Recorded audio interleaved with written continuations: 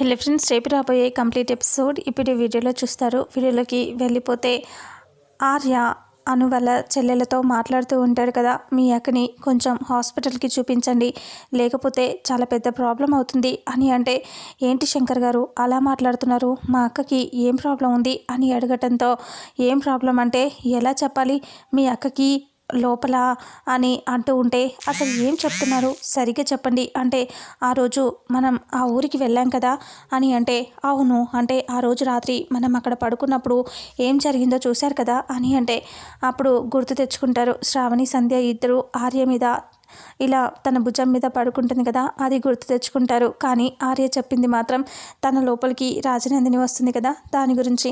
కానీ వీళ్ళు మాత్రం ఆర్యను ఇద్దరు కలిసి పడుకోవటం గుర్తు తెచ్చుకొని, గుర్తొచ్చింది అంటే, అందుకే తన అలా చేయటం వల్ల తనకి తన లోపల ఇద్దరున్నారు, అందుకే తొందరగా హాస్పిటల్కి చూపించండి, అసలే పెళ్లి కాలేదు కదా, లేకపోతే లేనిపోని ప్రాబ్లమ్స్ వస్తాయి అంటే, ఒక్కసారిగా షాక్ అయిపోయి, ఏంటి మా అక్క లోపల ఉన్నారా అంటే, మీరు ఇంత డేర్గా చెప్తున్నారా, ఇది ఎవరి వల్ల జరిగింది అంటే, మీ అక్క నా దగ్గర ఫుల్గా అడ్వాంటేజ్ తీసుకుంటుంది, మీకు కూడా తెలుసు కదా అని అంటే, అవును ఎంత అడ్వాంటేజ్ తీసుకుంటే మాత్రం మీరు మాత్రం అలా ఎలా చేస్తారండి అని అంటూ శ్రావణి సంధ్య అంటారు. మరి ఏం చేయాలి, మీ అక్క వల్ల పెద్ద తలనొప్పి అయిపోయింది నాకు, నేను ఎంత వద్దని చెప్పినా మీ అక్కే నన్ను టార్చర్ పెడుతుంది, అసలు ఎంత ఇరిటేట్ చేస్తుందో తెలుసా మీకు అసలు అని అంటూ చెప్తూ, వెంటనే హాస్పిటల్కి చూపించండి, అసలే పెళ్లి కావాల్సిన పిల్ల అనేసి వెళ్ళిపోతాడు.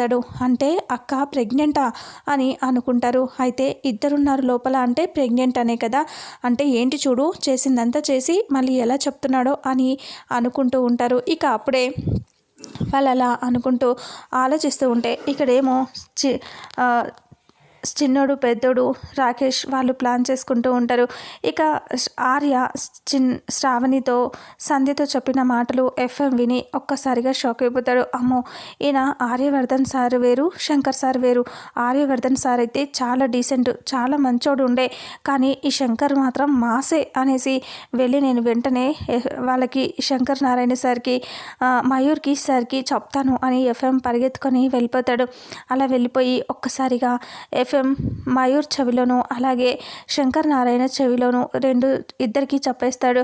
చెప్తే వాళ్ళు ఒక్కసారిగా షాక్ అయిపోతారు. ఏంటి మన ఆర్య సార్ అలా చేశారా అంటే, మన ఆర్య సార్ ఎప్పటికీ చేయడు, కానీ మళ్ళీ పుట్టిన ఈ శంకర్ అలా చేశాడు అని అంటే, అమ్మో మేడం గారు ప్రెగ్నెంటా అని అంటూ ఉంటే, అయితే ఇప్పుడు మళ్ళీ మేడం వాళ్ళకి పుట్టింది చిన్న అక్కి పాప అభయ, లేకపోతే ఇంకా వేరేగానా అని అంటూ ఎఫ్ఎం అంటే, అబ్బా నీ పిచ్చి డౌట్స్, మన శంకర్ సార్ అయినా ఆర్య సార్ ఇద్దరు ఒకటే, ఎప్పటికీ అలా తప్పు చేయరు, నువ్వే పొరపాటు వినుంటావు అని మయూర్ అంటాడు.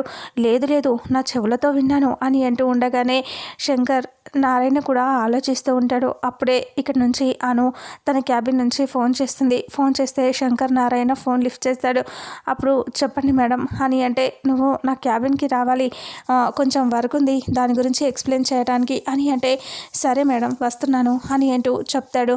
అలా చెప్పేసి అలా వెళ్ళదామని అనుకుంటూ ఉంటే ఎఫ్ఎం అలాగే మయూర్ వాళ్ళు ఇలా డిస్కస్ చేసుకుంటూ ఉంటారు. అసలే మేడంకి ప్రెగ్నెంట్ కాబట్టి తనని డిస్టర్బ్ చేయకూడదు, ఎక్కువగా స్ట్రెయిన్ చేయకూడదు, అందుకే మనం వెళ్ళి ఏమైనా వర్క్ కూడా ఉంటే మీరే చూసుకోండి అని ఎఫ్ఎం శంకర్ నారాయణతో చెప్తాడు.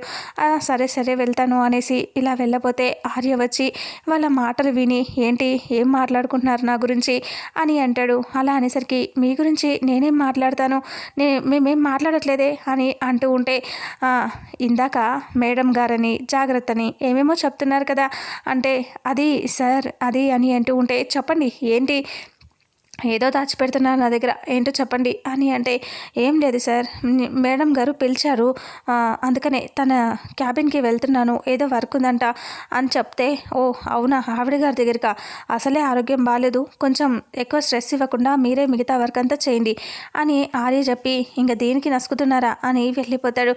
ఓ ఇంత ఈజీగా తీసేసుకున్నాడేంటి అని అనుకుంటారు. అలా అనుకుని, సరే పద మనం వెళ్ళిపోదాం అనేసి శంకర్తో ఎఫ్ఎం కూడా వెళ్తాడు.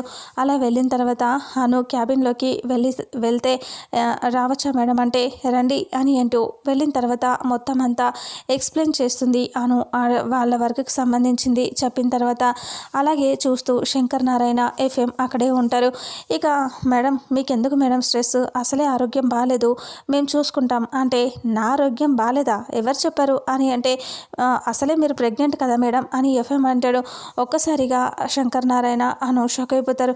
ఏంటి ప్రెగ్నెంటా, ఎవరు, ఏం మాట్లాడుతున్నావు అంటే అదే మేడం వీళ్ళ ఆవిడ ప్రెగ్నెంట్ అంటే నిన్ను చూస్తే చాలా పెద్దోళ్ళలాగా ఉన్నావు, మీ ఆవిడ ఇప్పుడు ప్రెగ్నెంట్ ఏంటి అంటే అలా కలిసి వచ్చింది మేడం నాకు అని ఎఫ్ఎం అంటాడు. అలా అన్నాక ఇక అప్పుడే ఆర్య అలా చూస్తూ ఉంటాడు. ఇక్కడేమో ఆర్య బయట తిరుగుతూ ఉంటాడు. ఇక్కడేమో అక్కి అలాగే శ్రావణి ఇద్దరు అక్కి దగ్గరికి శ్రావణి సంధ్య ఇద్దరు వెళ్తారు. ఇంకా ఇలా అనుకుంటారు, వెంటనే అక్కికి ఈ విషయం గురించి చెప్పాలి, మనం వాళ్ళిద్దరిని ఒకే గదిలో అడ్వాంటేజ్ తీసుకున్నట్టుగా అనిపిస్తుంది, అసలు అక్కి వాళ్ళని జాగ్రత్తగా వేరువేరుగా ఉంచాలి, కానీ అలా ఉంచినందుకే అక్క ఇలా అయిపోయింది, ప్రెగ్నెంట్ అయింది, వెళ్ళి అక్కిని నిలదీద్దాం పదా అని ఇద్దరు అక్కి దగ్గరికి వెళ్తారు. ఇక అప్పుడే అక్కితో చెప్తూ ఉండటంతో అక్కి నో, అలా జరగటానికి వీల్లేదు, వాళ్ళు ఎప్పుడు నాకు అలా కనిపించలేదు అని ఏంటూ అక్కి అంటుంది. ఇక లేదు, మీరు కనిపించలేదు అంటున్నారు, కానీ చేసిందంతా చేసి ఇక్కడ ఇలా జరిగిపోయింది అని అంటూ చెప్తే అలా ఎలా జరుగుతుంది, లేదు దీనికి నేను ఒప్పుకోను అని అంటే మీరు అలా అంటున్నారేమో ఏంటి మేడం, అక్కి అసలు అక్కడ జరిగింది ఇదే, మాతో శంకర్ గారే చెప్పారు అని అంటే అవునా అని అంటూ నమ్మలేకపోతున్నాను అని అక్కి అంటుంది. ఇక్కడేమో మాట్లాడుతూ ఉంటారు కదా ఎఫ్ఎం శంకర్ సార్ ఇద్దరు కూడా ఇలా మాట్లాడుతూ ఉంటారు. మేడం ఏదైనా మీరు స్ట్రెస్ తీసుకోవద్దు, స్ట్రెయిన్ తీసుకోవద్దు, ఈ మిగతా వరకు ఏమైనా ఉంటే మాతో చెప్పండి, మొత్తం మేము చూసుకుంటాం అని అంటంతో అవునా సరే అయితే మీరే చూసుకోండి అని అంటే ఇంకా అయితే ఎలా చూసుకోవాలి అని ఏం చేయాలి, మొత్తం మేమే చూసుకుంటాం మేడం అని అంటే నాకేమైందని, నా ఆరోగ్యం గురించి ఏదేదో మీరు మాట్లాడుతున్నారు అని అంటే అవును మేడం, మీరు జాగ్రత్తగా ఉండండి, హాస్పిటల్కి చూపించుకోండి, టైం టు టైం మెడిసిన్ వేసుకోండి అంటే అసలు నాకు ఏమైందని మీరు ఇందాక నుంచి పిచ్చిగా మాట్లాడుతున్నారు అంటే మీకు చెప్పాలంటే ఏదోలా ఉంది మేడం అని అంటే ఏం లేదు చెప్పండి, మీరు చెప్పేది నాకు అర్థం కావట్లేదు అంటే అయితే మీరు ప్రెగ్నెంట్ కదా అంటే ఒక్కసారిగా షాక్ అయిపోతుంది.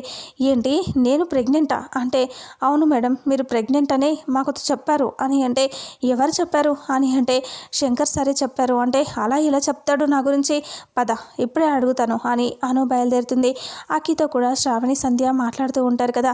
ఇంకా అప్పుడే వాళ్ళిద్దరు కూడా ఇలా అంటూ ఉంటారు, మీ వల్లే ఇదా జరిగింది, లేదంటే మా అక్కకి ఎంత బాగా మేము చేయాలి అనుకున్నామో నువ్వు ఇలా చేసేస్తావా, వాళ్ళిద్దరిని ఒకటి చేసి ఇలా చూస్తావా అని ఏంటూ గొడవ చేస్తూ ఉంటే లేదు అసలు నాకేమీ అర్థం కావట్లేదు, వాళ్ళు ఎప్పుడూ అలా బిహేవ్ చేయలేదని చెప్పినా మీరు నమ్మరా అని అంటే లేదు నమ్మం అని అంటూ ఇలా చెప్పేసరికి సరే అని వాళ్ళు అలా మాట్లాడుకుంటూ ఉంటారు. ఇంకా పద నేను కూడా అడుగుతాను అనేసి అక్కి అంటుంది. ఇక్కడ వీళ్ళు ఎఫ్ఎం అను శంకర్ నారాయణ సారు అలాగే ఇక్కడ అక్కి అలాగే శ్రావణి సంధ్య వీళ్ళంతా బయలుదేరుతారు ఆర్య దగ్గరికి. ఇక్కడేమో చిన్నోడు పెద్దోడుతో రాకేష్ ప్లాన్ చేస్తూ ఉంటాడు కదా, పదండి మీ అన్నయ్య క్యాబిన్లో రైట్ సైడ్ డ్రాలో ఆ టెండర్ కోడ్కి సంబంధించిన డీటెయిల్స్ ఉన్నాయి, వెళ్ళి ఫోటో కొట్టి నాకు పంపించు అని అంటే రాకేష్ చెప్పగానే మాకు టెన్షన్గా ఉంది అంటే ఏం కంగారు లేదు, లేదంటే అప్పు కడతారా అని అంటూ లేదా జైలుకి వెళ్తారా అని అంటంతో వీళ్ళు భయపడిపోతారు. అప్పుడే ఇలా బెదిరిస్తూ ఉంటాడు, వెళ్ళు నేను చెప్పినట్టు చెయ్యి అని అంటూ సీరియస్గా అనటంతో వెళ్ళండి ఆ టెండర్ కోడ్ తీసుకురావాలి మీరు అని అంటే సరే అని ఇద్దరిని అక్కడికి పంపించేసరికి చిన్నోడు పెద్దోడు ఇద్దరు కంగారు పడుతూ ఉంటారు. రే నువ్వెళ్ళరా అంటే నువ్వెళ్ళరా అని అనుకుంటూ ఉంటారు. అప్పుడు పెద్దోడు ఇలా అంటాడు, చిన్నోడా నువ్వెళ్ళరా, నాకు చాలా కంగారుగా ఉందిరా అని అంటే అలా ఎందుకు అనుకుంటున్నావు, వెళ్ళు నువ్వైతేనే ఏదో ఒకటి కవర్ చేసి చెప్తావు, నా వల్ల కాదురా అని పెద్దోడు అంటాడు. సరేలే అన్నయ్య కానీ ఎవరైనా వస్తే నాతో చెప్పు, నాకు సిగ్నల్ ఇవ్వు అని చిన్నోడు లోపలికి వెళ్ళిపోతాడు. రాకేష్ ఏమో వాళ్ళని చూస్తూ మిమ్మల్ని ఈ సీసీటీవీ ఫుటేజ్లో ఇరికించేసి మొత్తం బ్లేమ్ చేసి నేనే మిమ్మల్ని ఇక్కడి నుంచి గెంటించేలా చేస్తాను అని అనుకుంటూ ఉంటాడు. అలా రాకేష్ చూస్తూ ఉంటాడు. చిన్నోడు పెద్దోడు ఇద్దరు ఆఫీస్లోకి వెళ్ళిపోతారు. చిన్నోడేమో లోపలికి వెళ్తే పెద్దోడు అలాగే డోర్ దగ్గర నిలబడి చూస్తూ ఉంటాడు అటు ఇటు. లోపలికి వెళ్ళిన తర్వాత ఇంకా లోపల మొత్తం వెతుకుతూ ఉంటాడు. అలా వెతుకుతూ కంగారు పడుతూ ఉన్నప్పుడే రాకేష్ చెప్పిన మాటని గుర్తు తెచ్చుకొని ఆ డ్రాలో ఉన్నాయని చెప్పగానే ఆ మాటని తలుచుకొని ఆ డ్రాని ఓపెన్ చేసి తొందరగా ఫొటోస్ తీసుకుంటూ ఉంటాడు.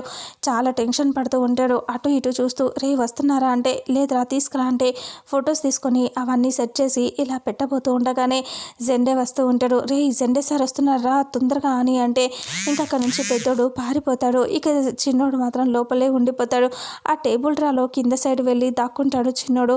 ఇక అంతలో జెండే లోపలికి వచ్చి ఒక ఫైల్ తీసుకుంటాడు. ఎందుకో అనుమానంగా అనిపించి ఆ టేబుల్ డ్రా వైపు వెళ్తూ ఉంటాడు. ఎక్కడ చూసేస్తారో అనేసి చాలా కంగారుగా ఉంటారు. ఇక ఆ రకంగా చిన్నోడు వెళ్ళి టేబుల్ డ్రాలో వెనకాల దాక్కుంటాడు లోపలికి. ఇంకా జెండేని చూడకుండా ఉంటాడు. జెండే చూద్దామనుకునే లోపే ఫోన్ రావడంతో జెండే అక్కడ నుంచి వెళ్ళిపోతాడు. ఇక అలా జెండే వెళ్ళిపోయిన తర్వాత అమ్మయ్య అని చెప్పి లేచి చిన్నోడు పరిగెత్తుకొని బయటికి వస్తాడు. రే అని చెప్పి అంటూ ఇద్దరు కలిసి రాకేష్ దగ్గరికి వెళ్తారు. ఇదిగో నువ్వు అడిగిన ఫుటేజ్ తీసుకో అని అంటూ రాకేష్తో చెప్పగానే ఇక అప్పుడే రాకేష్ అది తీసుకుని థ్యాంక్స్ చెప్తాడు. ఇది చాలా గొప్పది, ఇప్పుడు మీ వల్ల ఇంత గొప్పది మనకి దక్కిపోయింది అని అంటూ చెప్తాడు. ఇక అంతలో ఇక ఎవరికి మా గురించి తెలియదు కదా అని అంటే లేదు ఎవరికి తెలియదు, మీ గురించి ఎందుకు తెలుస్తుంది అని చెప్పి మాట్లాడతారు. ఆ తర్వాత ఇక్కడేమో ఆర్య దగ్గరికి అను వాళ్ళందరూ కూడా వచ్చేస్తూ ఉంటారు కదా. ఇక అప్పుడే వాళ్ళందరూ వచ్చేసరికి ఆర్యని చూసి ఒకే దగ్గర అందరూ పట్టుకుంటారు. అసలు ఏంటి అందరూ ఇలా వచ్చారు అని అడుగుతూ ఉంటాడు. అవును నా గురించి నువ్వేం చెప్పావు అని అంటూ అను సీరియస్గా అంటుంది. నేను నీ గురించి ఏం చెప్తాను, నీ గురించి నేనేం చెప్పలేదు అని అంటే అప్పుడే ఇక్కడ అక్కి శ్రావణి అందరూ కూడా ప్రశ్నిస్తూ ఉంటారు. అవును నువ్వేదేదో చెప్తున్నావు కదా, ఏంటది అసలు ఏం జరిగింది, నువ్వు ఇలా చేస్తావు అని అసలు అనుకోలేదు అని శ్రావణి సంధ్య అందరూ ఇష్టం వచ్చినట్టు అరుచుకుంటూ ఉంటారు. ఇక అప్పుడే వాళ్ళు అలా అరుచుకుంటూ గొడవ చేస్తూ ఉంటే ఇక్కడేమో చిన్నోడు పెద్దోడు వాళ్ళిద్దరు ఇక్కడ కంగారులో ఉంటారు. ఇక్కడ ఏమో ఆర్యతో అను అలాగే అక్కి వీళ్ళంతా గొడవ చేస్తూ ఉంటారు. నేనేం అనలేదండి బాబు, నేనేం చెప్పలేదు అంటే నేను ప్రెగ్నెంటా అని అంటూ అడగటంతో ప్రెగ్నెంట్ ఏంటి, నేనెందుకు చెప్తాను ప్రెగ్నెంట్ అని అంటే మీరే కదా మా అక్కని లోపల ఇద్దరున్నారు ముగ్గురున్నారు ఏదేదో కథలు చెప్తున్నావు అంటే అమ్మా తల్లి నేను చెప్పింది అది కాదు, ఆ రోజు ఆ ఊరికి వెళ్ళినప్పుడు ఇలా పిచ్చి దానిలో చేసింది కదా, ఇప్పుడు కూడా అలాగే చేస్తుందేమో అని భయపడి తనని మంచిగా చూపించుకోమని చెప్పాము అంతే అని ఆర్య అంటాడు. మరి లోపలున్నారు అని అంటే తన ఆత్మలో కానీ లోపలికి వచ్చిందా, ఎందుకు ఇలా చేసిందా అని అనుకుంటున్నా అని అంటూ ఆర్య అంటాడు. ఓ అంతేనా, మేము ఇంకేదో ఉందనుకున్నామంటే ఇంకేముంటుంది అంటే సరే మీకు పెళ్లి చేయకుండా మా అక్క జీవితంతో ఆడుకున్నాం అనుకున్నాం, మా అక్క పెళ్ళి అంగరంగ వైభవంగా చేద్దాం అనుకుంటే నువ్వు ఇలా చేసావేంటా అనుకున్నాం, కానీ ఇలా జరిగిపోయిందన్నమాట అని అంటంతో ఇక అప్పుడే ఆలోచిస్తూ ఇక అలా చూస్తూ ఇంకా నేను ఎందుకు చేస్తానండి బాబు, మీరందరూ కలిసి ఇలా అంటే శంకర్ సార్ అలాగే ఎఫ్ఎం మీద చెప్తాడు, ఈ ఎఫ్ఎం చెప్పడం వల్ల మేము కూడా అనుకున్నాం అంటే ఇంకా నయం శ్రీమంతం చేస్తామని చెప్పలేదు అని అంటూ ఆర్య అంటాడు. అప్పుడే అను సిగ్గుపడుతూ ఉంటుంది. ఇక అది చూసి ఆర్య చూడండి ఈవిడ ఇలా సిగ్గుపడటం వల్లే నేను ఇలా మాట్లాడాను, మీరేమో ఇలా అపార్థం చేసుకున్నారు, అమ్మో బాబాయ్ ఒక్కొక్కరు ఒక్కొక్కలాగా మైండ్స్ పెట్టి ఆలోచించారే అని అంటూ సీరియస్గా ఆర్య అంటూ వెళ్ళండి ఇక్కడ నుంచి వెళ్ళండి అనేసి అందరినీ పంపించేసి అమ్మో బాబోయ్ చూడు నన్ను ఏం చేద్దాం అనుకున్నారు అనేసి శ్రావణి సంధ్యని అక్కిని ముందుగా అక్కడ నుంచి వాళ్ళిద్దరిని పంపించేస్తే ఎఫ్ఎంని కూడా తిట్టి పంపించేశాక ఇక అప్పుడే ఇక్కడ అక్కి ఇలా అంటుంది, సారీ శంకర్ గారు తప్పుగా అర్థం చేసుకున్నాను అంటే పర్వాలేదులే అని అంటాడు. ఇక ఆ తర్వాత అందరూ వెళ్ళాక అను సిగ్గుపడుతూ ఉంటే ఏంటి నువ్వు మళ్ళీ ఇక్కడే సిగ్గుపడుతూ నిలబడ్డావు, నీ వల్లే ఇదంతా కదా వచ్చింది అంటే నా వల్ల కాదు, నువ్వు సరిగ్గా మాట్లాడకుండా ఎంత జరిగింది, అయినా ఏమన్నా పిచ్చా ఎందుకు మాట్లాడతారు ముందు అని అంటూ అను సిగ్గుపడుతూ ఇలా ఊగుతూ ఉంటుంది. ఇక అప్పుడే నువ్వు ఆపమ్మ తల్లి, నీ వల్లే ఈ గొడవలన్నీ, నువ్వు ఇలా ఊపటం వల్లే నేను ఇలా కన్ఫ్యూజ్ అయిపోయి నేనేదో చెప్తే వాళ్ళు ఇంకేదో అర్థం చేసుకున్నారు అంటే అబ్బా ఇలా చిలిపిగా మాట్లాడొద్దు అని అను నవ్వుతూ ఇలా చెప్పేసి అక్కడి నుంచి వెళ్ళిపోతుంది. అమ్మ బాబోయ్ నాకేమీ అర్థం కావట్లేదు, చాలా టెన్షన్గా ఉంది, ఏం జరుగుతుంది ఇక్కడ ఒక క్షణం అర్థం కావట్లేదు అని చూసి అనుకుంటూ ఉంటారు. ఇంతటితో రేపు రాబోయే ఎపిసోడ్ ఎండ్ అవుతుంది. మరుసటి ఎపిసోడ్లో ఏం జరుగుతుందో తెలుసుకుందాం.